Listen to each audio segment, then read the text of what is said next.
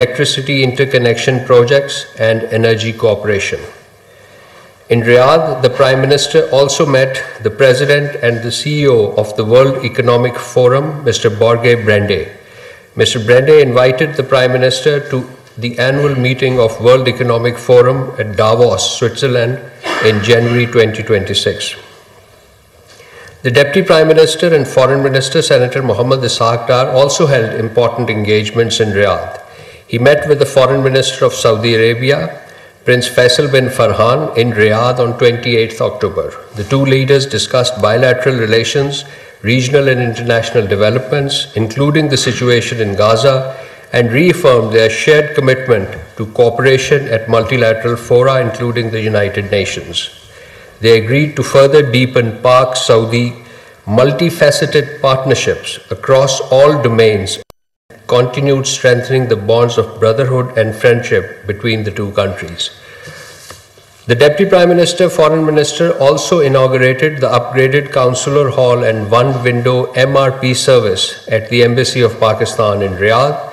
This reflects government's commitment to better community facilitation and provision of more efficient and accessible public delivery to the overseas Pakistanis.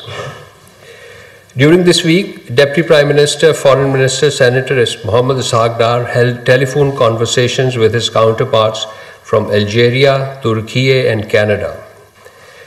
The DPM-FM received a call last evening from Canadian Foreign Minister, Ms. Anita Anand. The two leaders discussed strengthening bilateral trade and investments, including sectors such as agriculture and mines and minerals, and collaboration under the Foreign Investment Promotion and Protection Agreement. The Canadian Foreign Minister thanked DPM-FM for facilitating market access to Canadian canola exports to Pakistan. Both leaders appreciated recent constructive engagements, reaffirmed their commitment to advancing mutually beneficial economic cooperation, and agreed to remain in close contact. The DPM Foreign Minister also spoke to the Foreign Minister of Algeria, Ahmed Attaf, on 29 October 2025, expressing satisfaction at the positive trajectory of bilateral cooperation.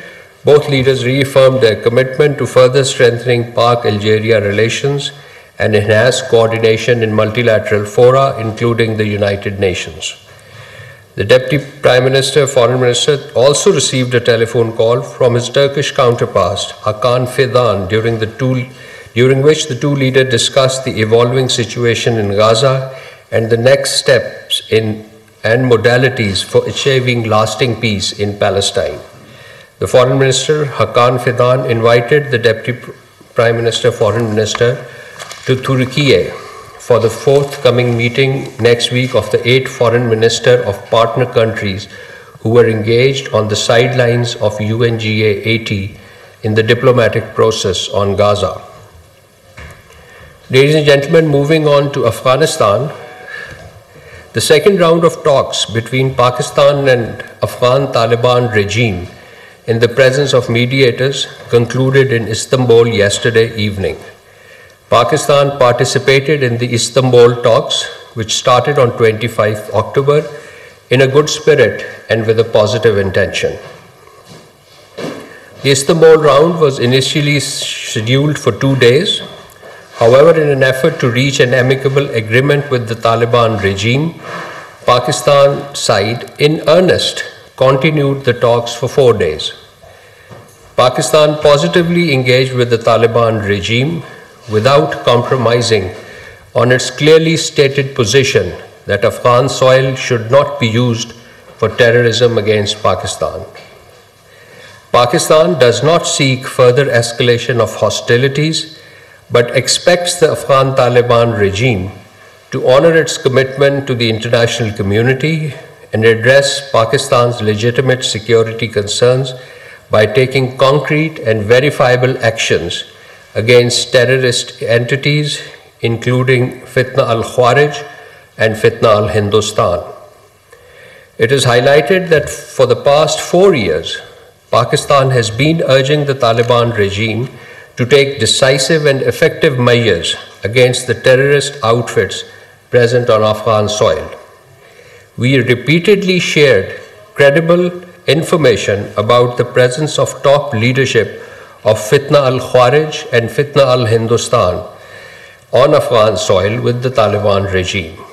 However, despite repeated assurances in the past, there has been a surge in terrorist attacks in Pakistan from Afghanistan. The consistent and total disregard of Pakistan's legitimate security concern by the Afghan Taliban regime for the past 4 years and the unprovoked aggression against Pakistan with the support of Fitna al-Khawarij on 11th and 12th October and later on 14th and 15th October led to violent exchanges across the international border.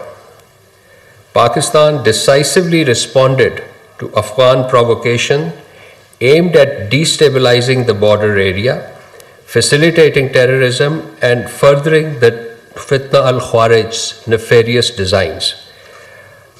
Pakistan will respond resolutely if provocations continue in the future. Pakistan has always been desirous of peace, stable, regionally and integrated and prosperous Afghanistan, which is at peace with itself and its neighbors. With the Taliban takeover of Kabul in August 2021, we expected the vision of regional peace and connectivity to be realized. In the same spirit, despite our various security concerns, Pakistan took many initiatives this year to support and help Afghanistan and extend a number of concessions to Afghanistan, especially for Afghan transit trade. We also elevated our diplomatic representation with Afghanistan from CDA to the ambassador level and also agreed to extend CPEC to Afghanistan. The DPM foreign minister visited Kabul thrice, including on 17th July, to sign the agreement on the joint feasibility study of Uzbekistan-Pakistan-Afghanistan railway project. The government and armed forces of Pakistan stand ready to take all possible measures to protect Pakistan's sovereignty and ensure safety and security of its people. Pakistan would continue to remain engaged in the mediation process and hope for a positive outcome for the 6th November talks. Pakistan highly appreciates the constructive role of brotherly countries of Qatar and Turkey. They have been making their best efforts for an amicable and peaceful resolution of the issue.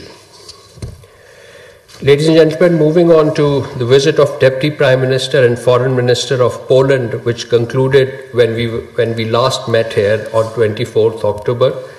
Subsequent to our last briefing, both ministers signed a joint statement which took note of the shared historical ties between Pakistan and Poland and stressed the desire to strengthen bilateral relations and greater cooperation at multilateral fora.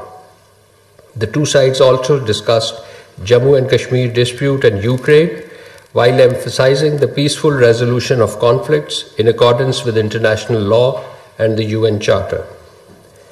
This week, Israel continued violation of Gaza peace agreement. Pakistan strongly condemns these renewed attacks by Israeli occupation forces in Gaza, which have reportedly resulted in numerous civilian casualties.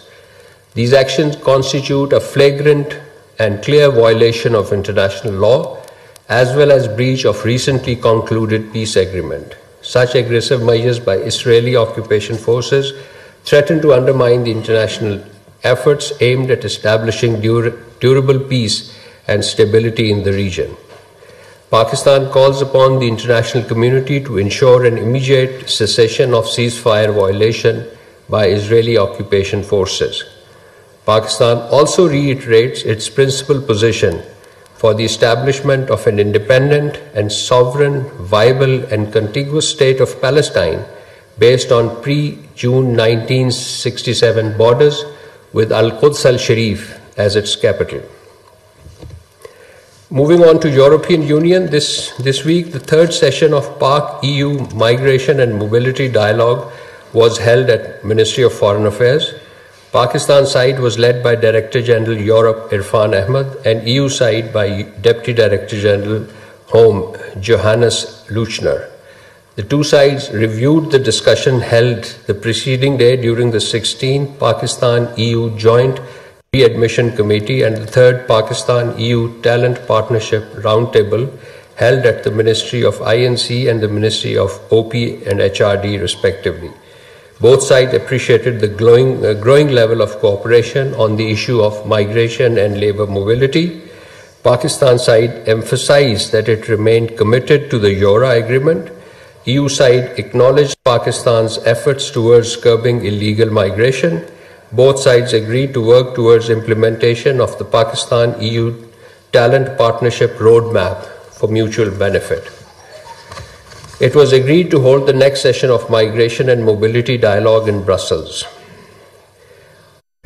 जी इस 140A में ये भी हमने मुतालबा रखा है कि 3rd tier of government को भी गवर्नमेंट करार दिया जाए, जिसको हटाया ना जा सके, मुद्दत पूरी करे। जब जी सवाल ये है कि यहाँ तो हमने देखा है कि 2009 में मुद्दत खत्म